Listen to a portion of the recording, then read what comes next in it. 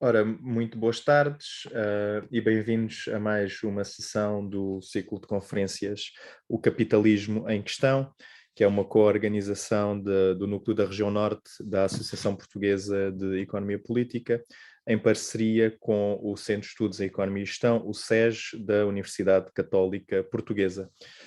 Temos hoje a terceira sessão do nosso ciclo, desta vez dedicada ao tema capitalismo e trabalho.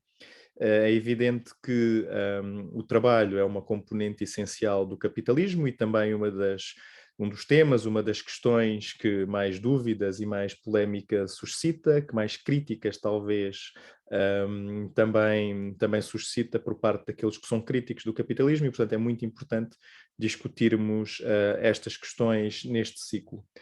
Como é costume, nós vamos ter uma conferência seguida de um comentário e depois uma abertura total à discussão e ao debate destas questões. A nossa conferencista de hoje é a Amarilis Felizes, que é atualmente aluna do terceiro ano do doutoramento interdisciplinar em Economia Política, desenvolvendo uma pesquisa sobre políticas culturais em Portugal. É mestre em Economia e Políticas Públicas pelo ISEG, tendo escrito uma dissertação intitulada Política Cultural em Portugal, Determinantes da Despesa Pública em Cultura, em 2018.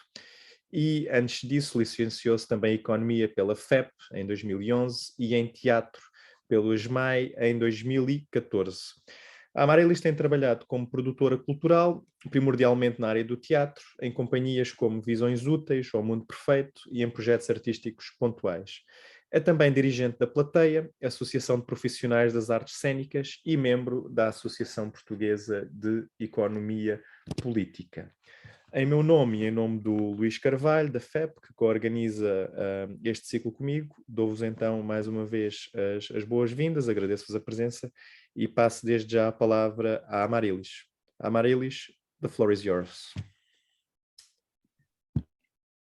Boa tarde. Se calhar vou partilhar já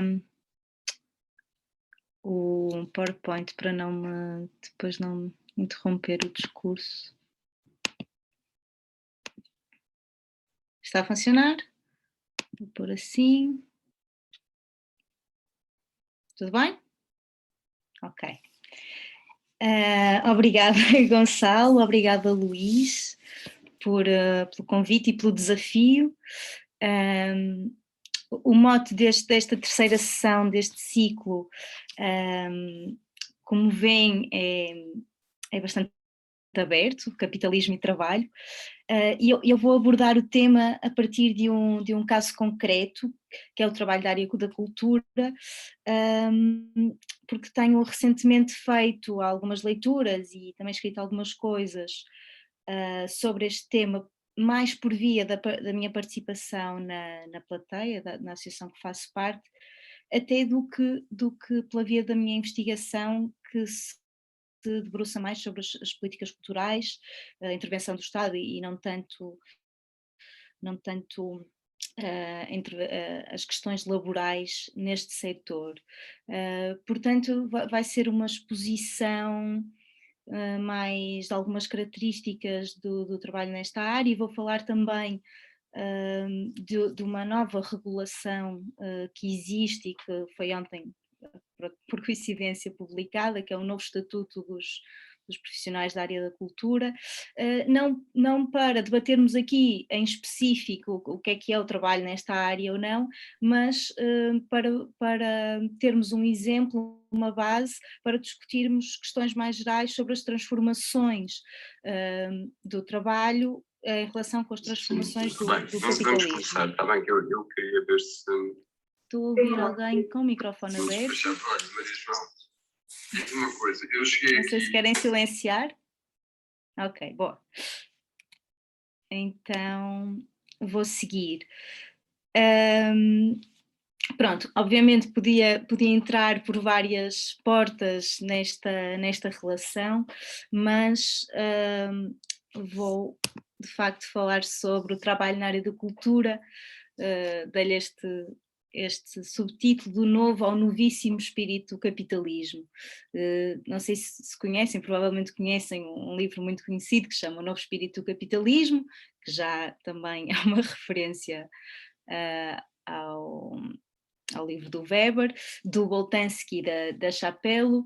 É um livro dos anos 90, em que se desenvolvem uma série de características do que será o novo espírito do capitalismo, através de tentar compreender como é que o capitalismo integra as próprias críticas que se lhe fazem, não é? Nomeadamente as críticas que surgem nos movimentos sociais de maio de 68 e por aí fora, ao modelo fordista, da hierarquia, da rotina, etc. Portanto, este trabalho vai um bocadinho guiar o que eu vou dizer. Aqui tenho só alguma referência ao que é a dimensão do setor da cultura, não é assim tão pequena. Na União Europeia, cerca de quase 4% da população está empregada neste setor, um setor que está em crescimento, inclusivamente, e ao nível também da participação no PIB, ele é bastante significativo. E vou passar aqui algumas características, então, do que é o trabalho nesta área, para pensarmos também noutras áreas. Baixos rendimentos, qualificações altas, multiemprego e pluratividade. Portanto, este é um setor em que, face às elevadas qualificações, os rendimentos são bastante baixos. Existe uma grande quantidade de pessoas cujo trabalho na área da cultura, para o qual têm a formação, não é suficiente para fazerem face às despesas e, portanto, também trabalham noutros setores de atividade, ou seja, nomeadamente no turismo, na restauração, e também trabalham em vários setores dentro da área da cultura. Depois temos aqui uma série de características, eu trouxe este excerto da investigadora Teresa Duarte Martinho, que caracterizam aqui o setor. Para além disso, temos outra característica, a intermitência. Provavelmente já ouviram falar desta característica, que é a ideia de que se trabalha por projetos, ou seja, tem-se trabalhos por curtos períodos de tempo, para empregadores diferentes de cada vez, e esses trabalhos pelo meio desses trabalhos há períodos de inatividade. Tem aqui uma citação também do livro que eu já referi, esta ideia, e aqui não estamos apenas a falar do setor da cultura, esta ideia do trabalho a projeto, isto vê-se também, por exemplo, nos call centers, não é? Que é uma das formas que os call centers têm de manter os trabalhadores, que muitas vezes trabalham há décadas no mesmo posto de trabalho, sempre com contratos de trabalho temporário, é porque cada vez que vão fazer um projeto novo, podem fazer um contrato novo. E depois a questão da autonomia, não é? A generalização dos recibos verdes, do trabalho independente, depois a questão do outsourcing, que muitas vezes não é apenas a terceirização das atividades, mas a utilização de empresas que são simplesmente intermediárias do fornecimento de mão de obra. Isso acontece nomeadamente muito com instituições públicas, em tarefas como assistentes de sala, pessoal técnico, a utilização disso, e esta expressão que trago aqui, que já tem sido utilizada, mas não consegui ainda descobrir a origem, dos emprecários, não é? Esta disseminação das empresas, nomeadamente em nome individual, que mais não servem para as pessoas prestarem o seu trabalho.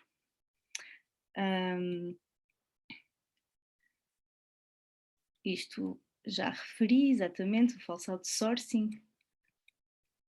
e a questão da conversão dos trabalhadores em empresas, que não é novidade neste setor, mas que ela, na economia, como vou mostrar à frente, ela também não é exclusiva deste setor.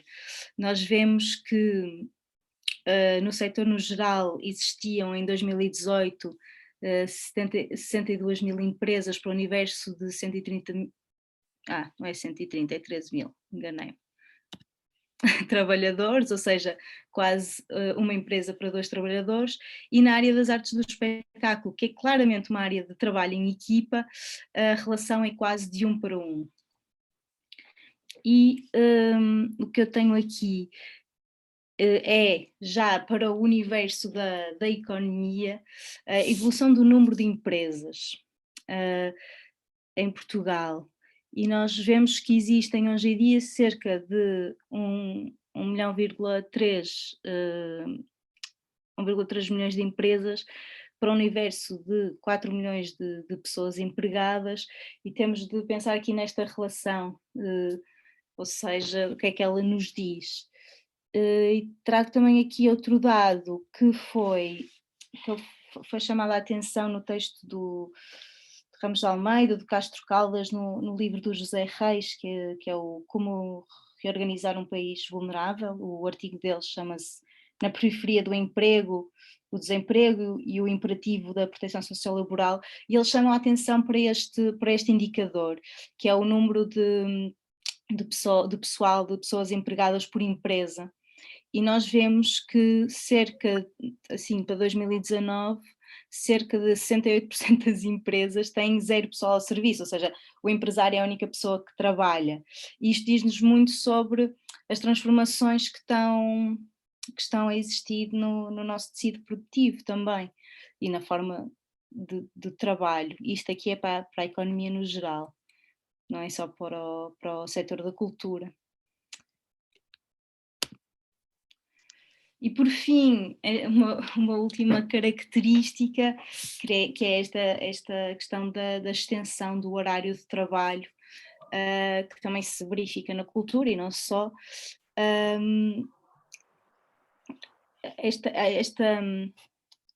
Esta noção de que é difícil dividir o tempo de trabalho e o tempo de vida, nomeadamente no trabalho criativo, ou até no chamado trabalho imaterial, que é um conceito, acho que do António Negri e do Michael Hart, de que numa uma quantidade cada vez maior dos trabalhos e das atividades, é difícil fazer esta distinção. E é interessante debatermos esta questão. Eu já vou lançar algumas perguntas sobre isto, mas a questão é que no trabalho cultural nós vemos que esta extensão dos horários de trabalho vai muito para além desta dicotomia ou falsa dicotomia em tempo de trabalho e tempo de vida. Por exemplo, em profissões que não são tão criativas, como por exemplo os roadies, stagehands, ou seja, pessoas que montam palcos e que têm trabalho técnico, braçal, muitas vezes. Há relatos de pessoas que passam verões inteiros a trabalhar quase 24 horas, 7 dias por semana, que chegam a dormir em carrinhas, de tal forma que está desregulado as relações laborais. Normalmente estas pessoas são empresas, as pessoas são empresas, não é? Em nome individual. Portanto, relativamente aqui também ao tempo de trabalho, o setor da cultura é um bom exemplo de como a promessa do Keynes não se cumpriu, ou a esperança dele. Pronto. Então, para comentar um bocadinho estas características, há uma questão que se coloca, é que se de facto nós estamos a falar de um mundo do trabalho onde há várias realidades excepcionais, ou se na verdade tudo isto são mais mitos do que verdades. E no caso da cultura, há muito uma assunção dos próprios trabalhadores de que o trabalho independente e a intermitência são a regra. Porquê? Porque estas formas atípicas, não é? O recibo verde, mas também os contratos a prazo, elas tornaram-se regra.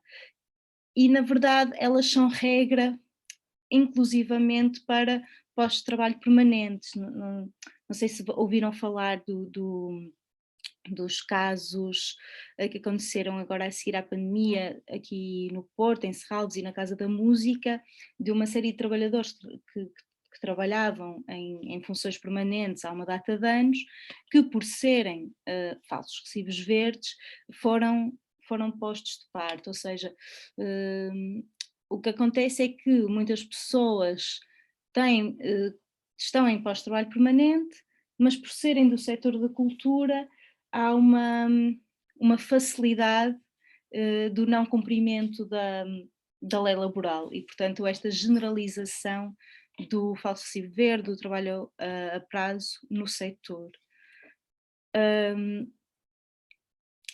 E qual é o resultado disto tudo? Com esta retirada de parte significativa dos trabalhadores do âmbito da regulação laboral, é possível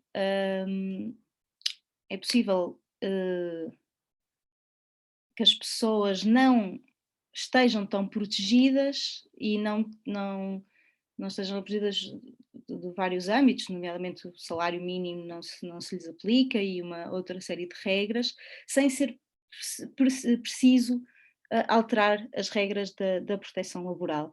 Isto é o que o Jorge Leite, que era um jurista de Coimbra, referia como a deslaboralização do trabalho. Além da proteção laboral, como disse, é possível baixar salários e baixar o peso dos salários na riqueza. Eu estou a citar aqui um estudo do Observatório Português das Atividades Culturais, que é do ISCTE, que fez um inquérito que tem várias fases, algumas ainda estão em vigor, em que consegue revelar que mais de metade das pessoas que trabalham na cultura não consegue superar rendimentos de 600 euros mensais, uma grande parte tem rendimento mensal líquido até 150 euros, portanto vemos aqui qual é de facto o resultado desta desregulação. E depois a questão da desproteção social. Eu trouxe aqui também alguns gráficos. Este é um gráfico do tal Inquérito aos Profissionais Independentes da Área da Cultura, cujo nome já era problemático em si, mas não vou agora explorar esta questão. E estamos aqui a ver rendimentos anuais, não é? E uma comparação entre este setor e o total da economia, em que vemos que de facto esta desregulação laboral traz consequências nos rendimentos. E trago aqui dois gráficos, este eu acho que é do Observatório das Desigualdades, está aqui, que é sobre a questão das pessoas desempregadas que não têm acesso à proteção no desemprego. Este gráfico não é muito fácil de ler, ou seja, a linha verde diz-nos a percentagem que está aqui do lado direito, ou seja, quase 50%, mais de 50% das pessoas desempregadas não têm acesso à proteção no desemprego, e aqui temos um gráfico do Observatório do Trabalho Jovem, acho que é assim que se chama, que é novo, que nos dá esta informação, mas por grupos etários, mas ao contrário, que é os que têm acesso à prestação de desemprego. E se nós virmos aqui os grupos etários mais jovens, claramente são os que estão mais desprotegidos, ou seja, as perspectivas de futuro também não são muito animadoras, e isto traz-nos uma questão sobre o que fazer, não é? Se temos uma fatia tão grande das pessoas sem proteção social ou sem acesso à proteção social, por que via é que vamos? Então, com a pandemia, os trabalhadores da cultura ficaram realmente muito fragilizados pelas razões que já elenquei, e o governo português decidiu criar um estatuto dos profissionais da área da cultura, um estatuto excepcional, ou seja, coloca-se aqui a questão de que se o estatuto excepcional, ou se pensarmos em formas excepcionais de proteger as pessoas que estão nesta percentagem grande de pessoas desprotegidas, se isso gera mais divisão ou se, pelo contrário, esta excepcionalidade é necessária para proteger os trabalhadores. Esta lei já vem desde... Este estatuto é novo, mas em 2008 já tinha sido aprovado um regime excepcional apenas para as questões dos contratos de trabalho, dos profissionais do espetáculo. Era uma lei específica, mas que já trazia excepcionalidades, nomeadamente uma coisa que se manteve agora, que é, neste setor é possível fazer contratos a prazo com sucessão ilimitada e com duração ilimitada. Não, de duração até 6 anos, ou seja, maior do que está no Código de Trabalho. Portanto, já existia aqui algumas conversas e com a pandemia, com a paralisação e também com a mobilização das pessoas que trabalham nesta área, houve aqui de facto um abrir de olhos para esta condição, nomeadamente as pessoas ficaram sem proteção social, organizaram-se para reivindicar apoios excepcionais e houve uma compreensão de que de facto havia aqui um problema de regulação. Não vou adiantar muito mais sobre o flagelo da pandemia no setor e sobre a organização das pessoas. Portanto, em maio de 2020 foi anunciada a criação de um grupo de trabalho do Ministério da Cultura, do Trabalho e Segurança Social, do Ministério das Finanças, para desenhar este novo estatuto. Ele foi ontem publicado, ou seja, foi um processo relativamente longo, mas ao mesmo tempo ele foi durante a pandemia, também não havia propriamente, se calhar, as condições de reflexão necessárias. E o que ele faz, este estatuto, para além da flexibilização de alguns regimes de contratação, como eu já disse há bocado, ele cria uma nova prestação social, um subsídio de desemprego para trabalhadores independentes. Isto é de facto inovador em Portugal.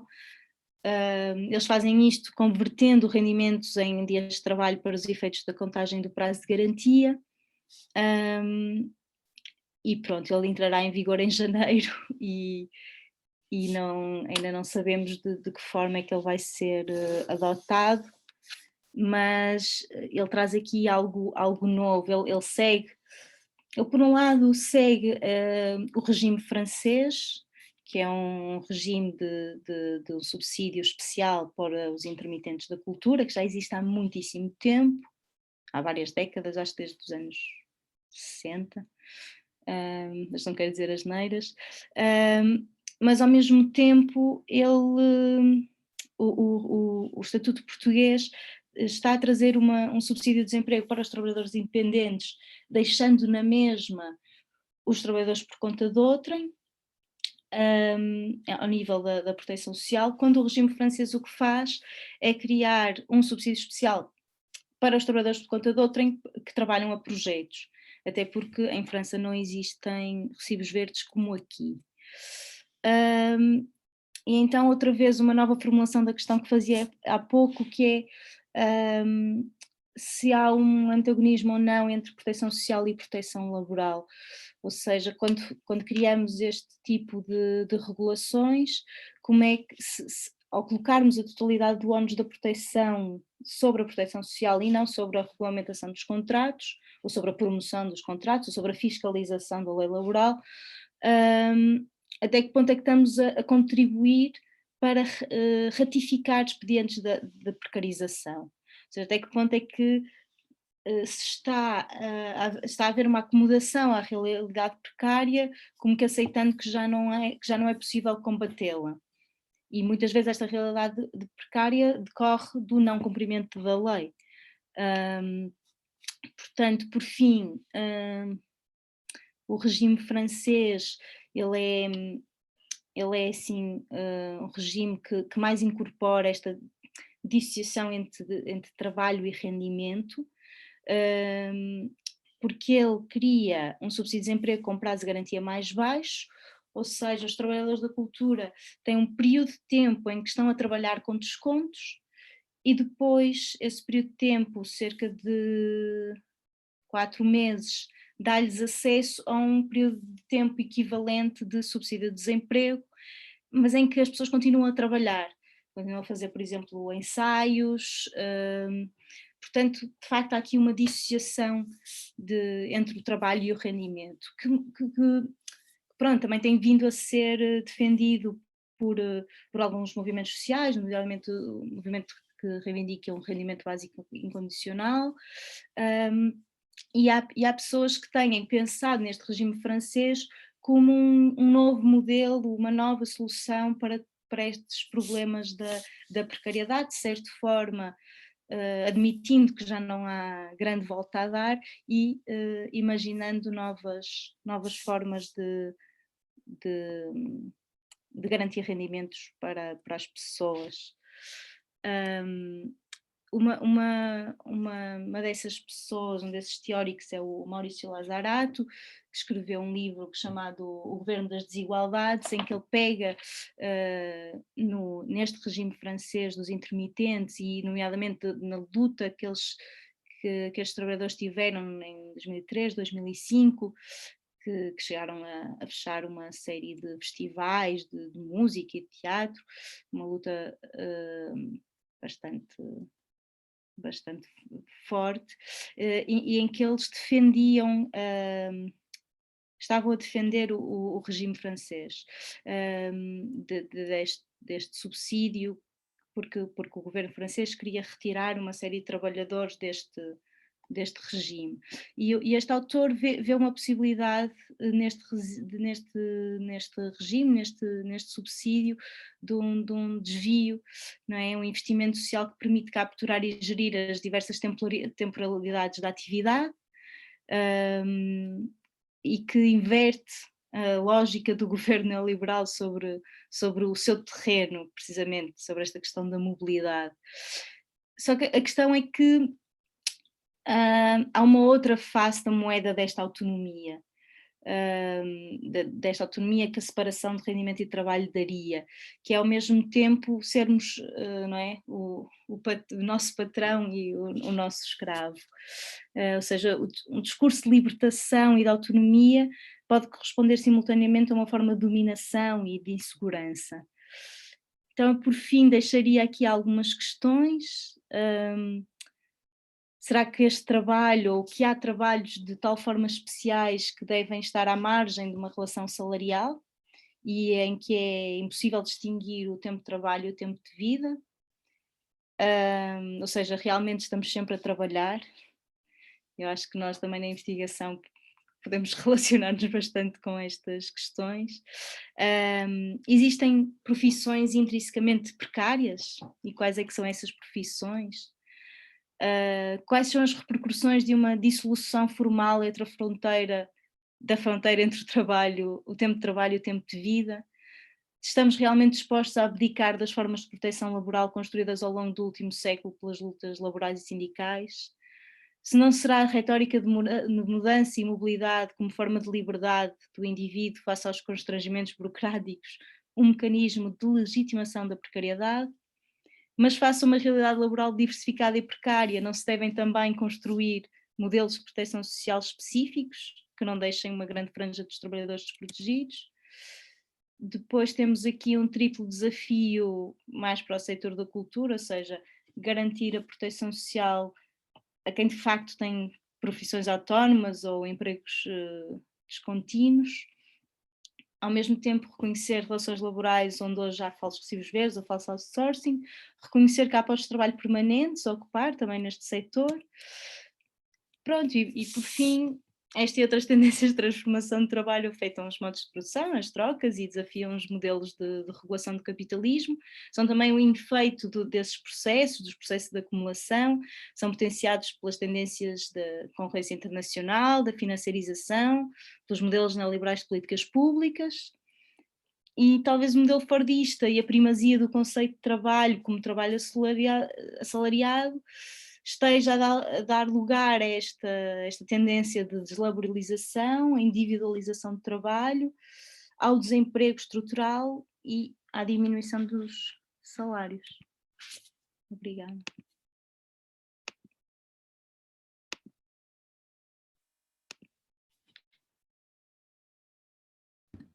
Bem, muito obrigado à Marilis pela excelente apresentação, ainda por cima feita em modo de, enfim, instigação para suscitar o debate com as perguntas todas.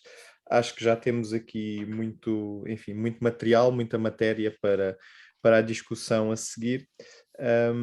Eu, de qualquer das maneiras, enfim, e seguindo a ordem prevista da sessão, antes de abrir o debate à participação do público, para que possamos colocar as nossas questões, eu vou então passar a palavra ao Manuel, que vai fazer o comentário, e depois fazemos o debate geral. Então, o Manuel Castelo Branco é professor associado na Faculdade de Economia da Universidade do Porto, onde é diretor do mestrado em Economia e Gestão do Ambiente. É membro do OBGEF, Observatório de Economia e Gestão da Fraude, e investigador no Centro de Economia e Finanças da Universidade do Porto. As suas áreas de investigação principais são a responsabilidade social e o relato de sustentabilidade nas empresas. A sua investigação tem sido publicada em revistas como o Accounting, Auditing and Accountability Journal, o Environment, Development and Sustainability, o Journal of Business Ethics, o International Journal of Sustainable Development and World Ecology, ou ainda o Journal of Cleaner Production.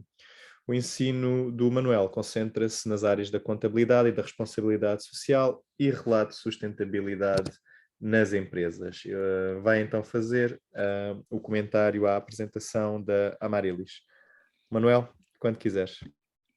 Muito obrigado. Obrigado pelo convite para estar aqui presente. Queria cumprimentar todas as pessoas. Eu conheço algumas, nem todas, mas eu não vou fazer um comentário.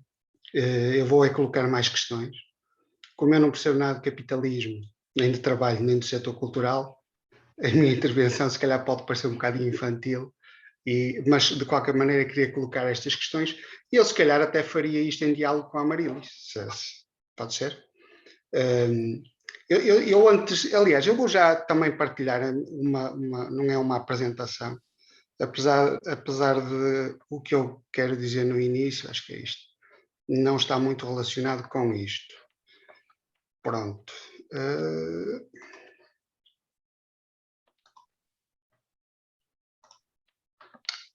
Ok. Pronto, tem aqui umas coisinhas, vamos já falar disto. Eu selecionei dois aspectos em que a Marilis não se focou muito, e este primeiro é uma questão. Será que o setor da cultura está mais ou menos protegido face às tecnologias disruptivas do que outros?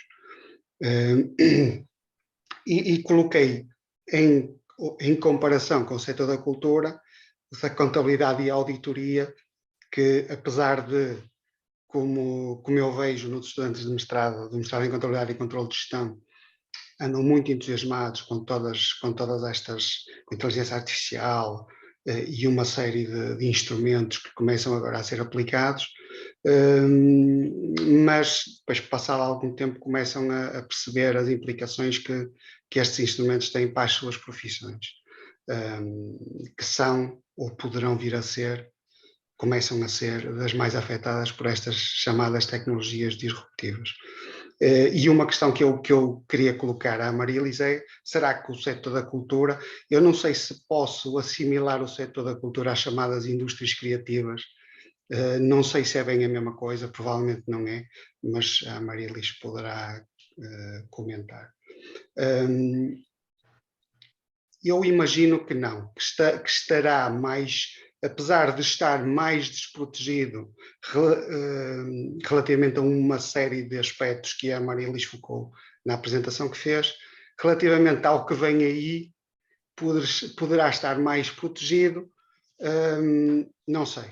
É uma questão que eu coloco. E eu agora queria fazer aqui uma espécie de uma reflexão, agora vem a parte infantil da coisa, uma espécie de reflexão sobre este tema, que é, desculpem, nós podemos olhar para isto de duas maneiras, ou melhor, eu olho para isto de duas maneiras. Pessoas que conhecem melhor o tema olham de outra forma. Nós podemos entender esta questão das indústrias criativas, o setor da cultura. Eu estou a assimilar as duas coisas, mas provavelmente não devia fazê-lo. Como trabalho imaterial, como algo que se pode inserir numa lógica capitalista, mas que tem características específicas, e se pegarmos em algumas coisas que desde Marx são aspectos que muitos autores focam, como a questão do dia de trabalho. Portanto, isto é trabalho que este trabalho criativo quebra as barreiras do dia de trabalho, não se pode falar nos mesmos termos, e produz em grande medida outputs incertos. Portanto, há aqui uma forma de inserção nas lógicas capitalistas que é muito diferente. E, nesse sentido, para as coisas funcionarem bem, numa lógica de capitalismo regulado, precisa de regras específicas para as coisas funcionarem de forma adequada. Eu penso que a comunicação da Marie-Lise foi um bocadinho nesse sentido. Nós temos que ter regras adequadas às características deste setor. E agora vem a parte mais maluca do que eu quero dizer. Nós podemos olhar para esta questão da cultura, do setor da cultura, como um recurso comum. Okay? Como algo que tem de ser nutrido e alimentado e que tem de escapar às lógicas de mercado características do capitalismo. Como vamos fazer isto pode ser mais complicado. Eu tenho agora uma ideia, isto ainda é mais maluco do que o que eu disse atrás, que é, pensando na moderna teoria monetária, podemos pensar o setor da cultura, mas eu também ao setor da cultura acrescento o setor da educação, o setor da saúde. Podemos pensar as pessoas que estão a trabalhar nesses setores como podendo ser remuneradas através da criação direta de moeda por parte dos Estados. Portanto, parece-me uma coisa interessante, mas é um bocado estranho.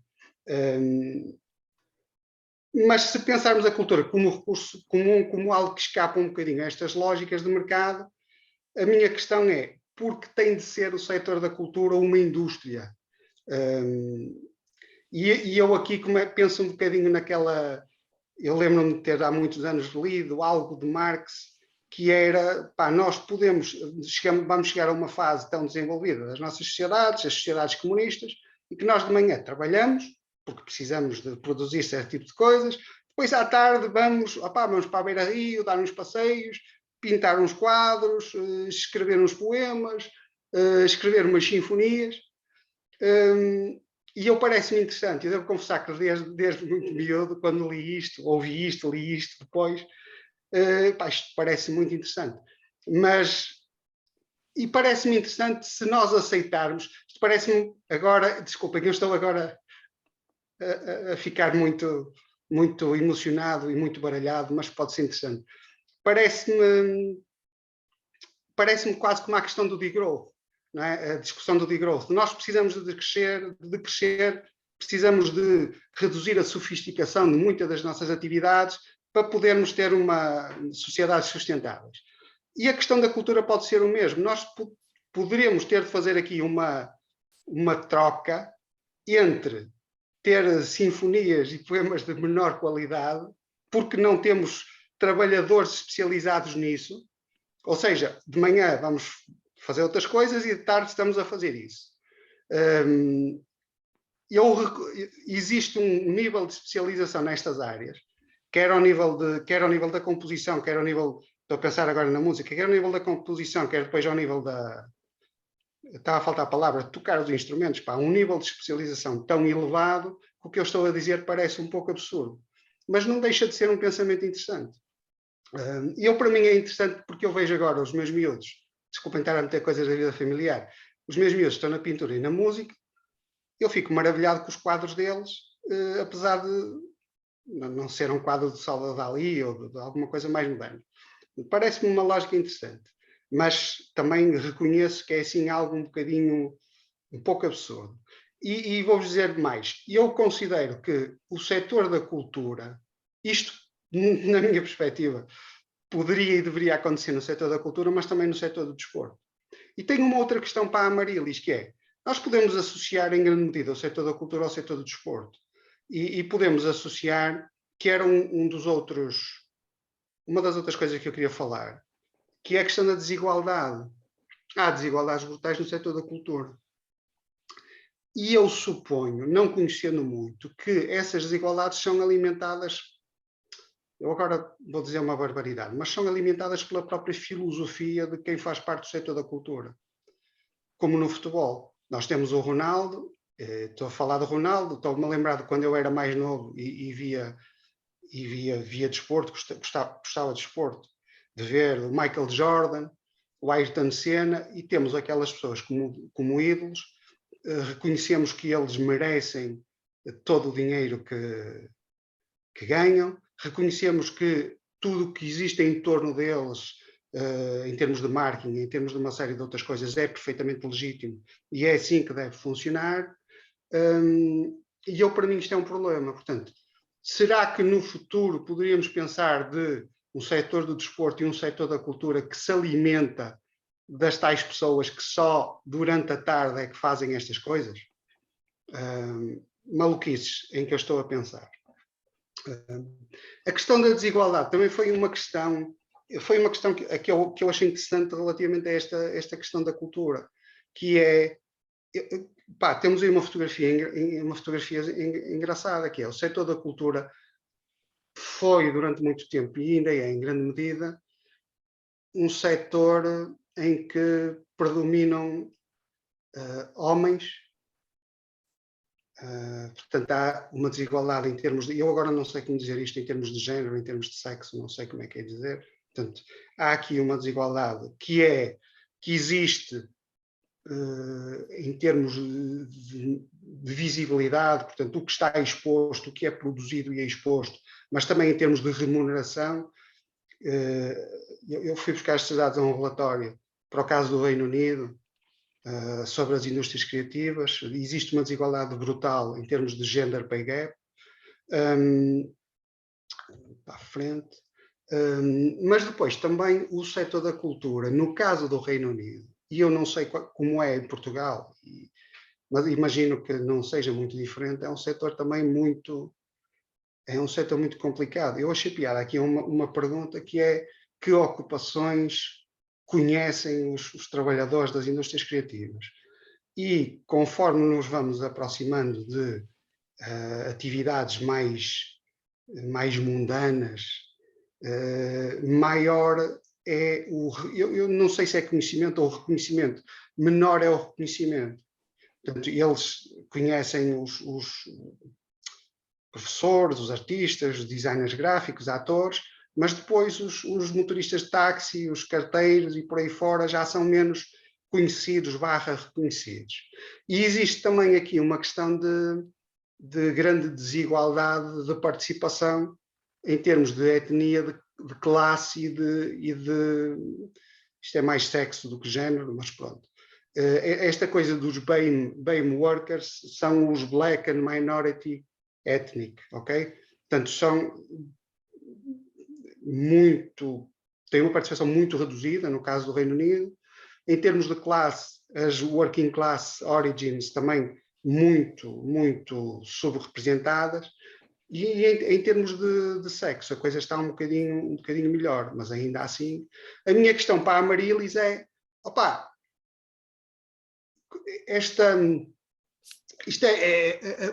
quando eu vi isto, eu lembrei-me da questão da diversidade. Fala-se muito da diversidade etnia, de género, em termos de responsabilidade social, e a lógica é, quanto mais diversos forem os locais de trabalho, os conselhos de administração, agora estou a falar em termos da empresa, maior abertura há a uma série de questões relacionadas com preocupações ambientais e sociais, mais diversos são os produtos que podem vir a ser concebidos, por aí fora, uma série de questões associadas. E a minha questão para a Maria Elisa é, será que a própria indústria da cultura, se estes dados não forem muito diferentes nos outros países, e eu presumo que no caso dos Estados Unidos até nem seja, e no caso português também, por aí fora, não podem ser uma dificuldade para uma mudança em termos de formas de fazer as coisas, de legislação aplicável, porque a legislação aplicável a legislação vai se alterar se houver uma pressão para que isso aconteça. Eu acho que uma desigualdade tão grande não vai permitir que haja a diversidade suficiente para criar legislação agora estou a inventar, peço desculpa, com amplitude suficiente, com abertura suficiente para acautelar uma série de questões que é necessário acautelar. E depois também aqui, relacionado com isso, também achei piada aqui em termos de ideias políticas, mais uma vez no caso do Reino Unido, a aproximação à esquerda do setor das artes e depois a aproximação à direita do setor da agricultura, das finanças, também achei interessante. Portanto, há aqui uma falta, no setor da cultura, há também uma falta de diversidade que me parece que é, no caso inglês, no caso inglês há essa falta de diversidade que me parece que também é um problema que pode ter consequências quando nós queremos alterar, eu vou dizer a legislação, mas podem ser outras coisas, aplicável ao setor da cultura. E vou terminar, eu acho que falei mais de 15 minutos, mas...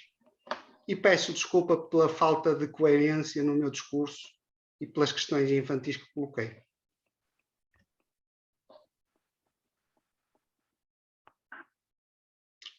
Interromper. Está. Ora bem, Manuel, muito obrigado. De todo... Eu reparei que o Hans está-se a rir. Desculpa? O Hans está-se a rir do que eu disse. Não, está com certeza. Há a diferença entre o sorrir e o rir de. Com certeza que o Hans está a aquecer com o seu sorriso. Ora bem, o que é que eu queria dizer? Queria dizer que de todo o comentário não foi nem incoerente, nem superficial. Aliás, quer a conferência da Amarilis, quer a intervenção do Manuel, provocaram em mim a vontade de reagir e colocar perguntas por minha vez. Mas eu creio que talvez o melhor neste momento... e já agora ambos cumpriram escrupulosamente os tempos e obrigado por isso. Creio que talvez neste momento o mais indicado fosse perguntar à Amarilis se queres, Amarilis, utilizar alguns minutos para responder àquilo que foram as interpelações do Manuel, de forma breve, se possível, para não esgotarmos o tempo do debate, e depois, em seguida, aí sim, abriríamos o palco às intervenções do público. Queres... força, passo-te então a palavra, Amarilis. Obrigado. Eu já estava com som. Obrigada pelas questões que foram até mais sobre política cultural, que é a área onde eu estou mais à vontade, do que até sobre a minha apresentação, portanto para mim é ótimo. Vamos usurpar este debate para falar de política cultural, a culpa não é minha, ok? Não, estou só a brincar. Tenho aqui umas notas muito genéricas, mas olha, quanto à questão da inteligência artificial e estarmos a salvo dela ou não, é interessante a colocação de termos medo da tecnologia, porque supostamente a tecnologia é que nos poderá dar as manhãs de trabalho e as tardes de lazer, como estava a ser dito. Mas já agora refiro, não é, o clássico, o economista clássico, o Baumol, que nos fala disto também nos anos 60, não é? De que o setor, não o setor da cultura no geral, mas o setor das artes de espetáculo seria um dos setores imunes aos ganhos de produtividade, e por isso é que era preciso investir publicamente na cultura, porque o que ele dizia é muito interessante, que é para fazer o Henrique VIII do Shakespeare é preciso exatamente os mesmos atores que é agora do que era preciso no século XVI, ou para tocar uma sinfonia são precisos exatamente os mesmos músicos e dura exatamente o mesmo tempo de trabalho há 2 séculos do que agora, não é? É uma reflexão interessante dele e que joga aqui um bocadinho com essa questão. Depois, de facto, quando estamos aqui a falar do setor da cultura, eu falei assim muito genericamente. E se nós pensarmos a nível nacional, mas principalmente se pensarmos a nível internacional, nós estamos a falar de um setor que é chamado uma indústria, mas não é propriamente, não é que produza bens de consumo, às vezes transformam-se em bens de consumo, não é? Livros, DVDs, essas coisas, mas o produto em si não é esse. Mas estamos a falar de indústrias, nomeadamente indústrias que envolvem muitos trabalhadores, muito dinheiro, não é? Pensarmos numa Netflix, se pensarmos na indústria musical, não é? Tudo isso.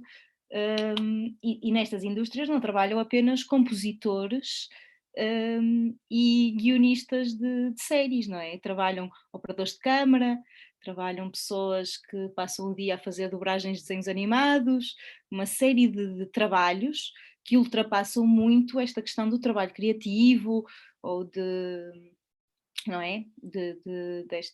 Desta dicotomia entre tempo de trabalho e tempo de vida, ou seja, há uma série de profissões deste setor que estão um bocadinho à parte desta reflexão ou desta sofisticação. Depois tenho aqui também uma nota sobre o Star System, acho que era a propósito do Cristiano Ronaldo, mas já não sei o que é que eu tinha aqui. Pronto, mas o Star System é uma das bases da indústria cultural, não é? É um dispositivo muito importante e que é alimentado, não é? E que não é um acaso. Ou seja, a indústria cultural faz dinheiro através do Star System. Depois a questão da elite, não é? Isto aqui mais precisamente sobre a política cultural, não é? Há uma elite que faz e há uma elite que consome, a cultura. Em alguns casos sim, em outros casos não é? Ou seja, eu acho que temos houve um grande artigo de fundo do Público o ano passado, também por causa dos debates todos sobre a pandemia, que falava disto, que era uma certa proletarização dos trabalhadores da cultura, ou seja, apesar das qualificações serem altas, por acaso os dados que foram mostrados sobre a origem de classes dos trabalhadores na cultura em Inglaterra, não sei se é um estudo recente, porque eu digo, também não sei qual é a noção de origem de classe trabalhadora que eles empregam, mas até me surpreenderam, porque eu penso que em Portugal já, e muito recentemente, existe uma origem de classe mais baixa nos trabalhadores da cultura, e não são tanto, não é, os jovens burgueses que vão para a pintura e para as artes e que vão por aí fora, mas cada vez mais uma diversificação. Diz isto. Eu não sei se tem, isto é das indústrias criativas, eu não sei se depois quando pegas no setor da cultura mais alargado... Ao contrário, indústrias criativas normalmente têm mais coisas do que a expressão setor da cultura, porque põem a publicidade, põe assim uma série de coisas dentro. Portanto, normalmente a noção de indústrias criativas é mais abrangente que a noção setor da cultura. Mas depois há várias estatísticas e cada uma é como é. Mas sim, eu acho que isso é uma tendência, não é? De de diversificação das pessoas que fazem, também das pessoas que veem. Mas estamos a falar de um setor muito heterogéneo, não é? Claro que vai desde a ópera até aos concertos de Tony Carreira, é tudo a mesma coisa, está tudo no mesmo setor, portanto não podemos muito comparar umas coisas com as outras, porque está mesmo tudo aqui dentro, quando vemos estas estatísticas e estas coisas mais assim. E sobre a questão de serem, também tem a ver com esta heterogeneidade, não é? Estava a ser dito, já não sei o que era exatamente, mas eu apontei aqui que de facto há uma crítica que se faz a estas formas de regulação, nomeadamente ao estatuto que foi ontem aprovado, que é como é que nós estamos a fazer um estatuto para 100 profissões diferentes, não é? Um estatuto profissional para profissões completamente diferentes e que de facto se calhar era preciso alguma coisa mais direcionada para as tais profissões criativas que não têm tanto esta distinção de tempo de trabalho e tempo de lazer, apesar disso ser questionável, mas não, nós estamos a fazer um estatuto em que cabe aqui toda a gente, e acho que isso é uma questão que eu por acaso não levantei e que tem vindo a ser levantada e que é importante levantar. Sobre o último gráfico, que é muito interessante, tenho só a dizer que é aliás, é um comentário que eu faço sempre ao método de inquérito na investigação, que é uma coisa é dizer que se é de esquerda ou direita, outra coisa é ser. E nós vemos que, por exemplo, tendo em conta a reação do tecido cultural, nomeadamente artístico, na pandemia, assim que as atividades foram canceladas, ninguém quis saber dos trabalhadores, ninguém quis saber de garantir rendimentos.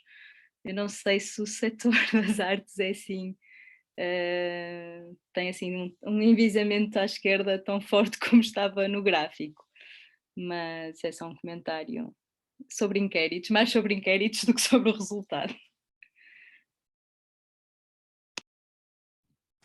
Ok, muito obrigado à Marilis. Então acho que concluímos esta primeira parte de interação entre a Marilis e o Manuel e, enfim, eu próprio tenho um comentário e uma ou duas perguntas a fazer, mas não queria abusar dos meus privilégios de moderador, sendo que neste momento, enfim, eu organizo isto, como sabem, com o Luís Carvalho, mas combinámos que eu hoje acumularia as funções de apresentador e de moderador, e não quero abusar dos privilégios, das prerrogativas do moderador e passar à frente de outras pessoas que eventualmente possam querer dizer alguma coisa.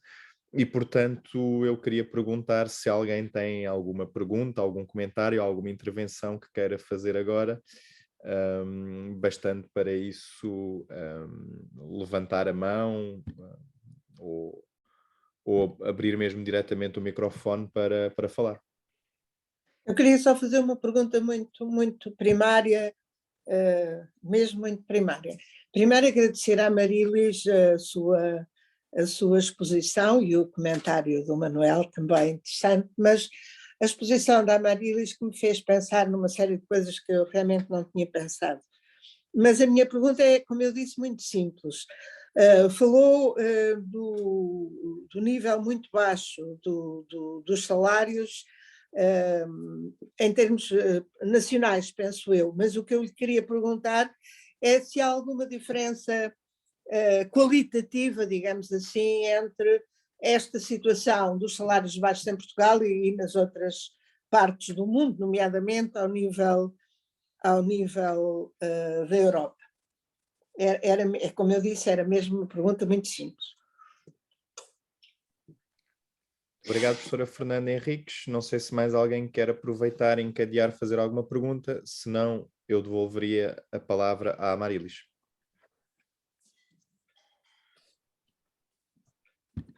Sendo assim, a Marilis, quando quiseres. Eu não percebi muito bem se a pergunta era sobre a relação dos salários, porque eu mostrei um gráfico que falava da relação entre os salários da cultura e os salários do total da economia. Eu não procurei dados sobre esta mesma relação noutros países europeus. mas imagina, ou seja, a tendência pode ser semelhante, mas acho que não vou estar a adivinhar. Mas sobre salários no geral, eu acho que Portugal é dos países da Europa que tem salários médios mais baixos, não é? Isso é conhecido, é muito fácil obter esses dados num Eurostat ou num OCDE. Sobre salários médios no geral e na Europa, mas também é interessante ver que a tendência evolutiva, por exemplo, do peso dos salários na riqueza, tanto em Portugal como na Europa, é uma tendência decrescente, ou seja, também não é um exclusivo português, não é? Mas isto é uma tendência de longo prazo, de décadas. Isso não é um exclusivo português, mas de facto, em termos comparativos, Portugal com a Europa, de facto, temos salários mais baixos. Mesmo em termos reais, não são. Não sei Mas se a eu não professora trouxe. Fernanda Henriques quer fazer um follow-up ou se seguimos. Pronto, a minha é que não foi a partir dos gráficos. Você logo no início disse que os salários dos trabalhadores da cultura eram muito baixos e nessa altura surgiu uma dúvida se nos outros países seria diferente, nomeadamente na Europa. Mas pronto, eu penso que o que me respondeu serve-me como resposta. Agora, uma outra coisa, já agora, Gonçalo, deixe-me só, parece que também não há ninguém inscrito, não é? É que uma outra coisa que eu tive sempre a pensar, à medida que a Maria estava a falar, era, eu diria, de uma ruptura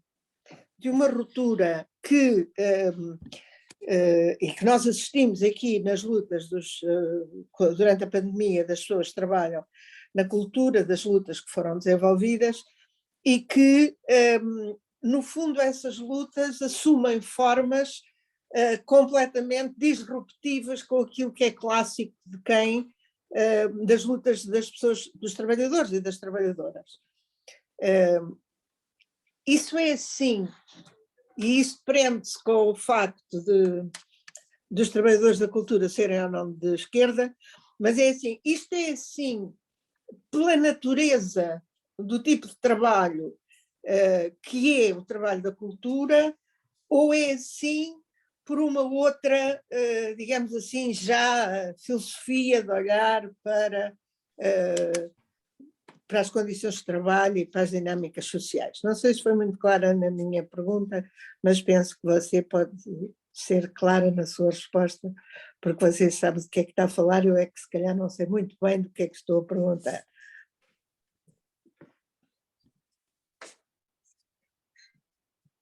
Maria Luís. Eu também posso fazer um comentário sobre isso, que é uma pergunta interessante, porque acho que vou centrar-me agora na questão da pandemia dos últimos 2 anos, porque de facto houve um grande refluxo também das mobilizações, houve uma certa apatia até, e o setor da cultura foi um bocadinho em contracírculo, organizar-se e mobilizar-se. Eu acho que isso tem a ver com de facto uma série de pessoas que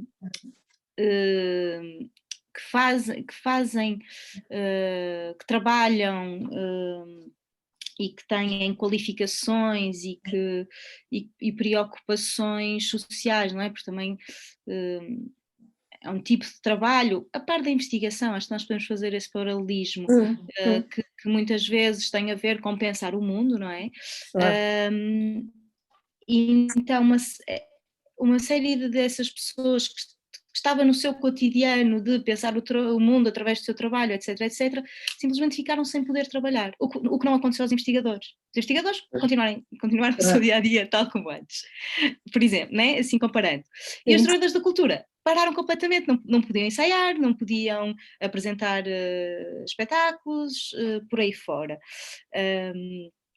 E isto deu-lhes tempo para falarem uns com os outros. E por isso é que houve aqui esta organização um bocadinho em contraciclo. E também é um setor que já tem, pelo seu perfil de atividade, não é? de expressão pública da sua atividade, já tem algumas redes estabelecidas, não é? As pessoas conhecem-se, depois cada setor funciona, por exemplo, o teatro, as pessoas conhecem-se dentro do teatro, na música as pessoas conhecem-se dentro da música, no cinema as pessoas conhecem-se dentro do cinema, e depois existem estas redes. E foi uma questão de ativar estas redes.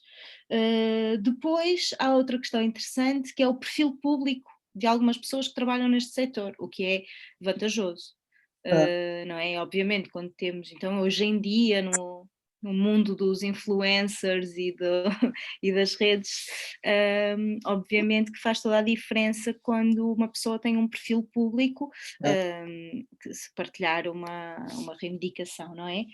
E por fim, eu acho que a questão das formas de luta, eu não diria que são assim tão diferentes das restantes áreas profissionais.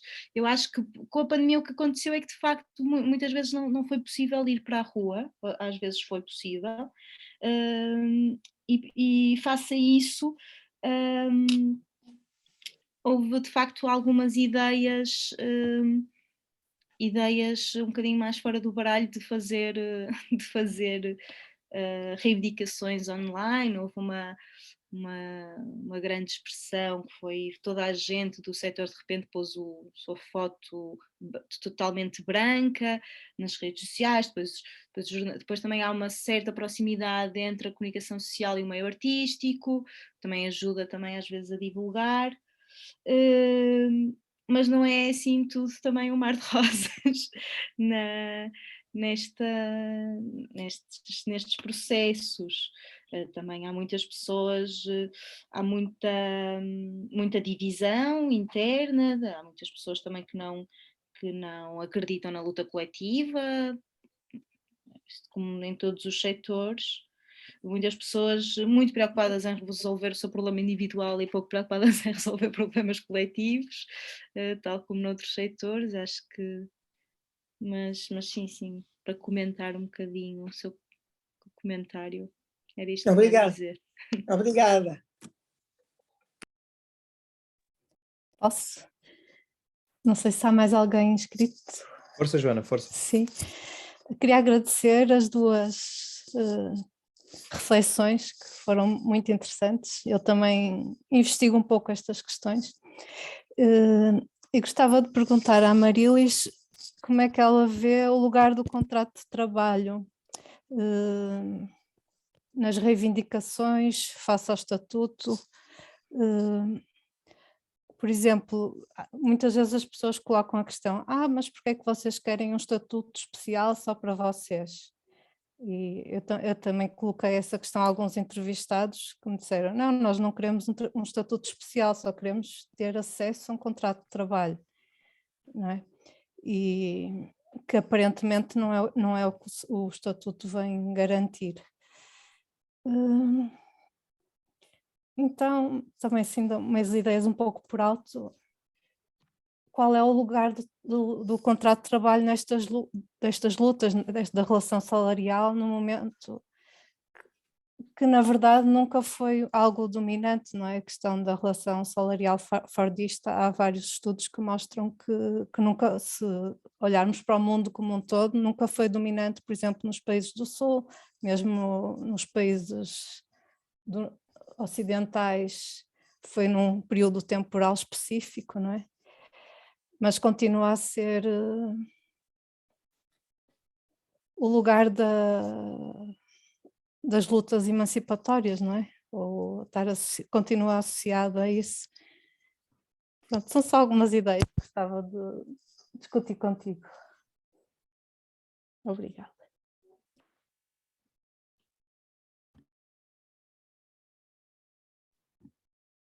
Marilis.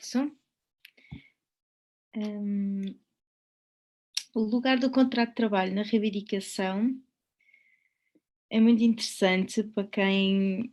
Isto aqui eu estou a falar de um ponto de vista interno e de um ponto de vista externo, mas para quem estuda movimentos sociais eu acho que é interessante, porque claramente as direções das estruturas representativas e do sindicato estão completamente focadas nesta questão da promoção do contrato de trabalho como uma forma de resolver aqui um pouco os impasses da desproteção laboral e social, ao mesmo tempo que a maioria dos trabalhadores deste setor assume como a sua natureza quase intrínseca serem trabalhadores independentes simplesmente porque trabalham nesta área.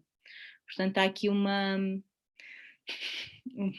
dissociação e um trabalho também que as organizações ou que as direções das organizações tentam fazer. Mas eu acho que houve nestes 2 anos uma espécie de aceleração no tempo, não é? Neste setor de consciencialização de direitos. O que acontece é que é muito interessante, porque de facto, apesar de ser um setor muito qualificado, há muitas vezes completa desinformação sobre o funcionamento, sobre o Código de Trabalho, as pessoas não sabem distinguir o que é uma contribuição para a Segurança Social de um imposto. E acho que isto não acontece só neste setor, mas neste setor como é o meu, eu fico mais chocada. Mas isso acontece. Portanto, a questão do estatuto e da necessidade de um estatuto não vem contra o contrato de trabalho, mas vinha já desde 2019 do primeiro grupo dos intermitentes da cultura, foi um grupo que se organizou, vinha de uma aproximação ao regime francês, que é nós, não é que sejamos todos trabalhadores independentes, mas nós muitas vezes trabalhamos projeto a projeto. Não conseguimos ter a carreira toda certinha. Portanto, queremos um subsídio de desemprego com prazo de garantia mais curto. Era reivindicar o sistema francês, daí o tal estatuto especial.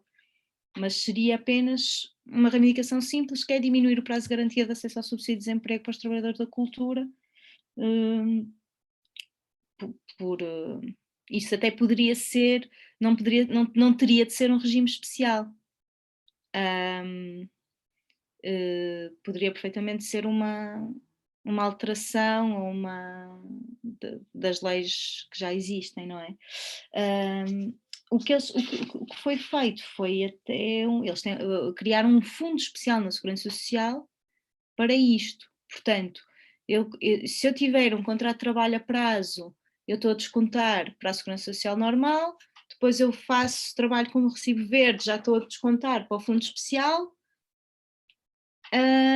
e um desconto e outro nunca se cruzam, portanto os prazos de garantia também não se cruzam, portanto, apesar apesar de algumas explicações que foram dadas a quem construiu este estatuto, eles acabaram por não perceber muito bem, de facto, como é que se trabalha na área e o que é que era preciso, fazendo assumindo que quem trabalha, que há umas pessoas que trabalham com contrato de trabalho permanente ou a prazo, e há outras pessoas que trabalham a recibos verdes ou trabalho de muito curta duração, e não compreendendo que há pessoas que fazem as duas modalidades, que é um problema, e ao mesmo tempo assumindo que o recibo verde é a regra, mas provavelmente porque falaram com muitas pessoas que disseram que era assim, não é? E nomeadamente temos agora algumas questões em tribunal a sair, que estão a dar razão, por exemplo, a Serralves e até à Casa da Música, na contratação através de recibo verde. Portanto, a relação de forças nem sempre é muito, muito fácil, apesar de eu achar que nós temos no artigo 12º do Código de Trabalho, é bastante claro, mas nem sempre é assim para toda a gente, e as pessoas não o conhecem, não é?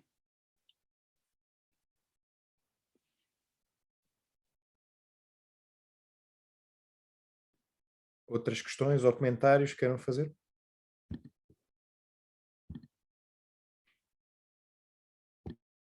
Eu não comentei a questão do modelo fordista, porque eu acho que há uma expressão muito interessante que é a classe trabalhadora já não é o que nunca foi, não é?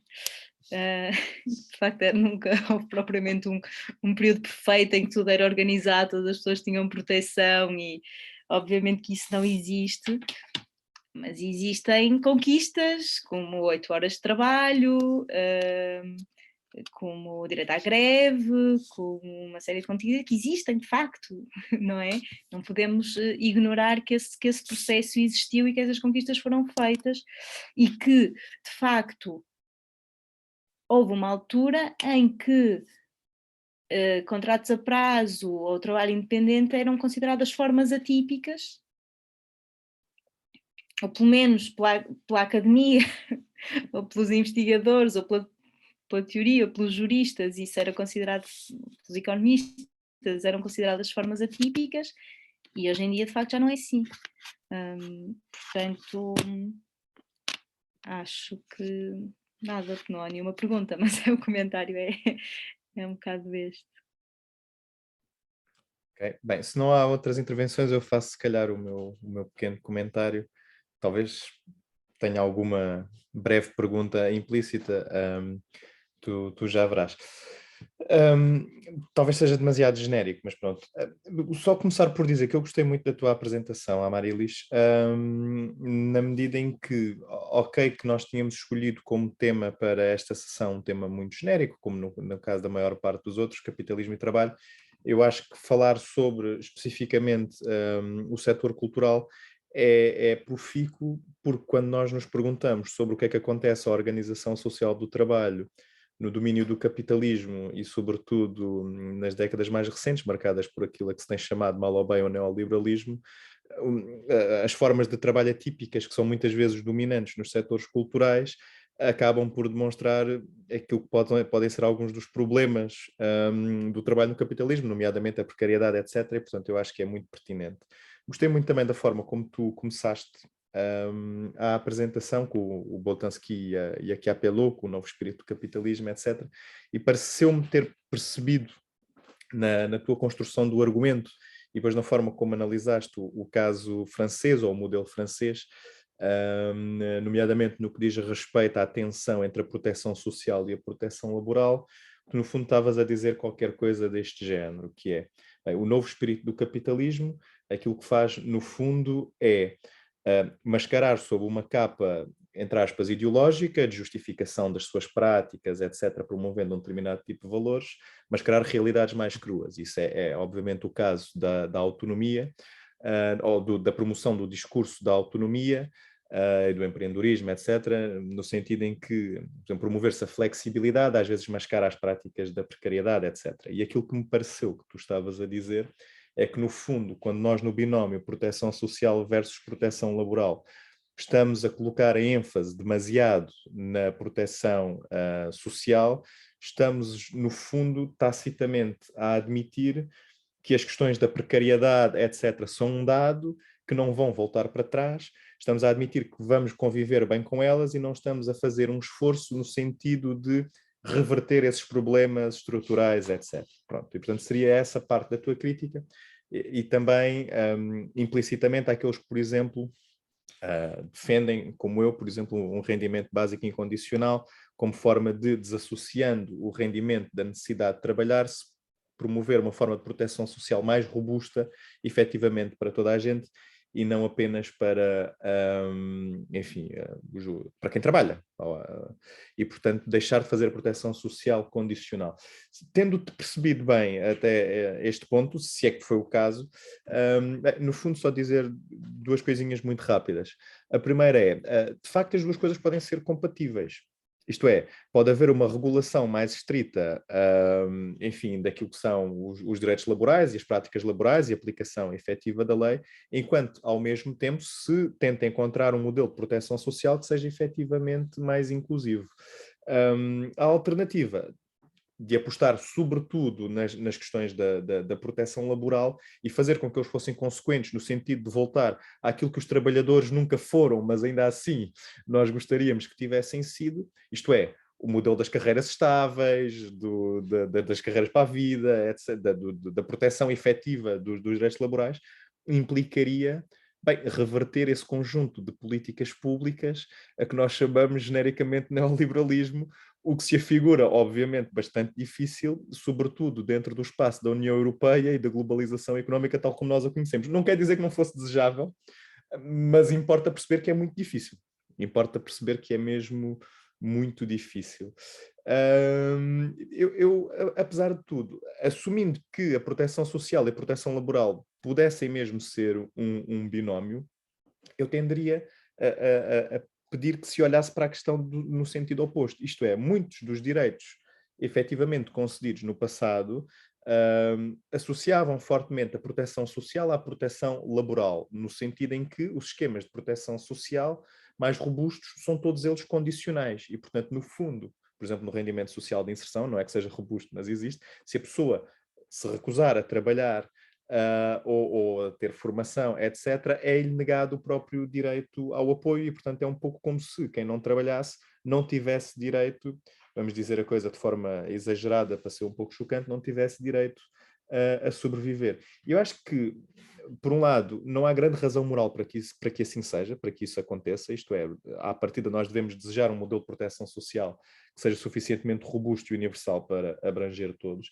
Eu acho que a cultura até fornece bons exemplos disto. O Manuel invocou aquela passagem da ideologia alemã, onde Marx fala, digamos assim, no homem total, em que nós, numa fase posterior, poderíamos organizar o nosso dia de uma forma completamente diferente, não haveria exploração do homem pelo homem e, portanto, nós poderíamos dedicar-nos à cultura a determinada altura do dia e fazer outra coisa completamente diferente noutra. A mim parece, não sei se algum dia chegaremos a essa imagem ou não, a esse estado social das coisas ou não, mas parece-me que para que isso acontecesse, aquilo que precisaríamos era mesmo de uma proteção social relativamente forte e universal, um pouco como o RBI parece tentar de alguma forma prometer. Porque é que a cultura é um bom exemplo destas coisas? Porque nós tendemos a considerar o que é trabalho só aquilo que é remunerado. E no caso da cultura só conta como trabalho aquilo que é monetizável. Mas imaginemos então o artista criativo, o escritor ou o pintor, que simplesmente faz as coisas por mor de si próprias, isto é, gosta de escrever, gosta de pintar, mas não quer necessariamente vender, digamos assim, os produtos do seu trabalho. Garantir uma proteção social deste género, à partida, seria aquilo que era necessário para permitir que a pessoa se dedicasse à sua atividade sem ter que a vender como um produto, digamos assim. Isto é um comentário muito genérico, no fundo tu não tens de responder, mas eu acho que a pergunta implícita, no fundo, aqui é, pronto, o que é que tu achas sobre o possível racional de facto se dar esta primazia à proteção social em vez da proteção laboral, no sentido em que parece ser mais inclusiva quando estamos a lidar com problemas como a desigualdade e a pobreza, etc. E a segunda questão, não totalmente relacionada com isto, era, então, na tua opinião, se é que existem estas insuficiências do modelo francês no Estatuto Português, o que é que tu achas, no caso do Estatuto de que falaste, que faltaria verdadeiramente para que ele fosse mais de acordo com aquilo que é a tua visão para o setor em Portugal? Foi um comentário longo, peço desculpa a todos por isso, sei que já estamos em cima da hora, mas se quisermos ficar aqui mais 2 ou 3 minutos, a Amarilis poderá dizer qualquer coisa sobre o assunto.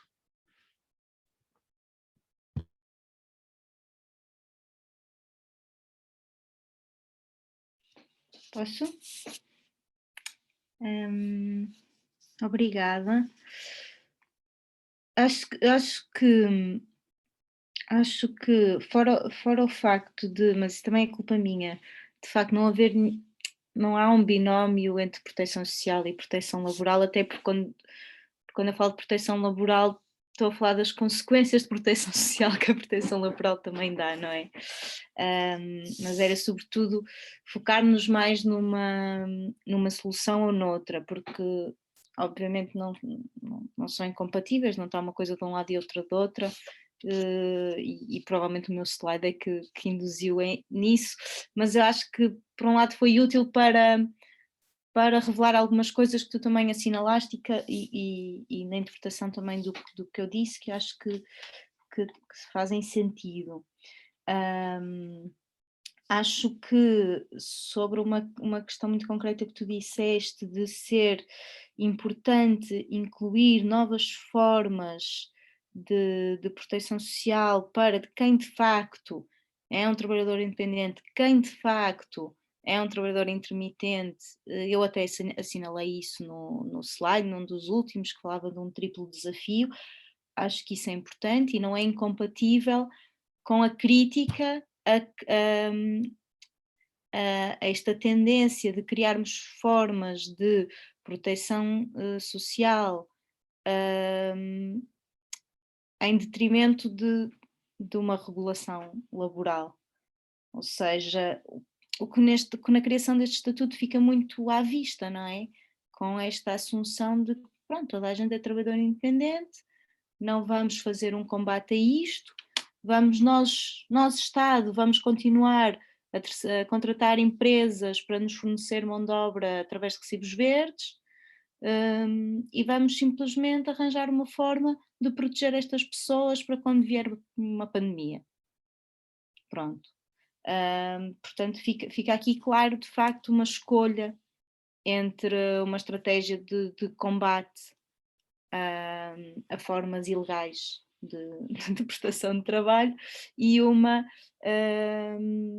a criação de uma forma de proteção social que acomoda essas formas. Pronto, depois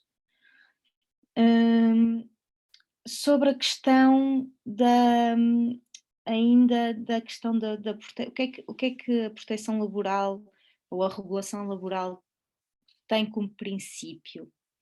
É que nós estamos a assumir, nós não, o Estado assumiu, ou assumiu-se, ou a luta de classes fez com que se assumisse que há um desequilíbrio entre empregadores e empregados. É essa assunção desse desequilíbrio que origina a lei do trabalho, senão não existia lei do trabalho, não é? A questão da proteção social não tem esta fundação, não é? Este alicerce. E, portanto, acho que antes de pensar em dispositivos como proteção social como rendimento desligado do trabalho, nomeadamente incondicional, ou seja, uma política pública desse género, que provavelmente financeiramente fazia com que não houvesse mais política pública nenhuma. Antes de pensar nisso, pensar talvez em alterações no sistema de produção que fizessem com que estas tendências de diminuição do salário, aumento do horário de trabalho e outras, não é, que foram faladas, fossem contidas ou fossem revertidas, não é? Trabalharmos menos, ganharmos mais, através da alteração do sistema de produção.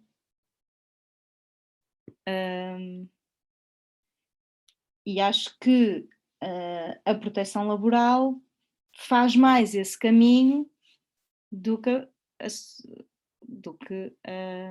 a proteção social, não é?